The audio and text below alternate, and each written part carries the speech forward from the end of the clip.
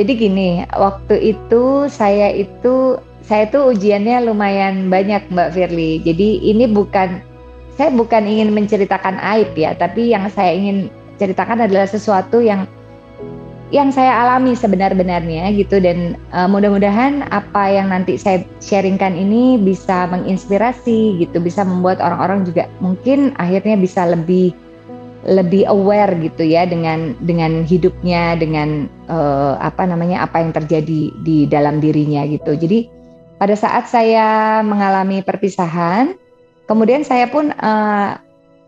sebenarnya saya pun wanita biasa gitu yang juga bertemu dengan seseorang lagi gitu ya di setahun kemudian gitu, dan akhirnya saya berusaha untuk menjalin sebuah hubungan lagi, tapi pada akhirnya eh, lebih parahnya hubungan yang saya jalin itu, yang saya pikir itu adalah perkawinan yang kedua yang akhirnya untuk selama-lamanya, ternyata itu tidak terjadi gitu. Bahkan lebih parahnya ya saya ditinggalin gitu aja.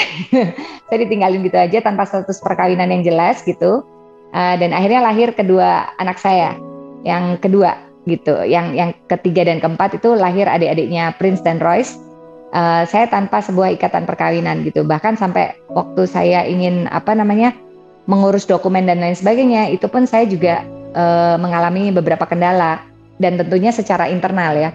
Tapi saya percaya gitu bahwa apa yang saya alami itu justru membuat saya akan bangkit lebih kuat lagi gitu. Jadi mudah-mudahan apa yang saya alami juga tidak dialami oleh bunda-bunda di luaran sana ya gitu, karena tidak semua orang itu kapasitasnya sama gitu untuk menerima ujian ya. Tapi saya percaya ini adalah cara Tuhan untuk membuat saya leveling up, untuk membuat saya menjadi wanita yang seperti sekarang ini. Jadi apapun yang saya alami dalam hidup saya gitu, pertemuan saya dengan orang-orang yang memberikan saya pelajaran, baik yang menipu saya sekalipun gitu, baik yang membohongi, baik yang melakukan hal-hal yang tidak baik, itu semua adalah it's a lesson for me gitu, dan itu baik adanya dan saya syukuri terus sampai detik ini gitu, karena kalau enggak ya saya tidak akan menjadi seperti sekarang gitu. So I feel like I've been chosen.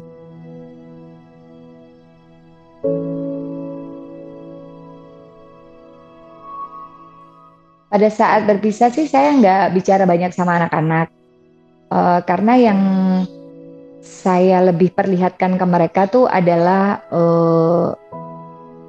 rasa bahwa apapun yang terjadi di dalam hidup ini, apapun yang terjadi pada kita itu I will always be there for you gitu. Jadi you can count on me gitu. Anak-anak benar-benar can count on their mom gitu. Saya benar-benar berdiri tegak untuk anak-anak saya gitu. Jadi karena memang saat perpisahan itu mereka sama sekali tidak memiliki figur ayah ya. Jadi benar-benar hanya sama saya gitu. Jadi waktu itu saya memang nunggu sampai waktu yang tepat sih Mbak Firly untuk akhirnya mereka tahu, dan akhirnya sebenarnya yang punya luka bukan cuman kalian loh gitu, tapi mama pun juga punya luka gitu. Jadi kita sama-sama berbenah, kita sama-sama revolusi untuk bisa menjadi pribadi yang lebih baik gitu dengan histori kita yang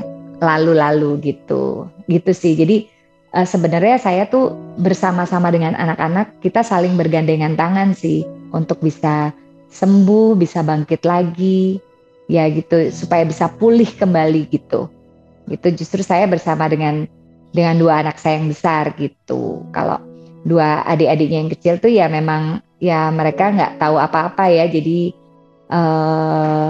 justru kakak-kakaknya ini yang menjadi penguat gitu.